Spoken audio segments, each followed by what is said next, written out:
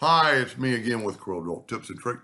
Just a little while ago, I made a video on this, and I stated that this would look pretty good because you could play with it. If we take that node right there, and matter of fact, take that outside node and have it snap right to there, then group that together, Control G, Control D to duplicate it, and rotate it 90 degrees. And look at that. I showed that off in the other video, so this is part 2, but I'd had trouble with my snag video recording and it wouldn't save it, but I had to reboot my computer and I guess get rid of some bad memory.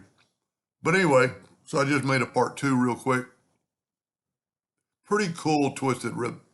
And there's, you could do other things like flip it, get different. Look at that.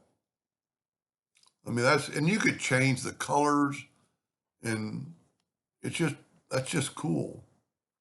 Anyway, I hope that helped. Thank you for watching.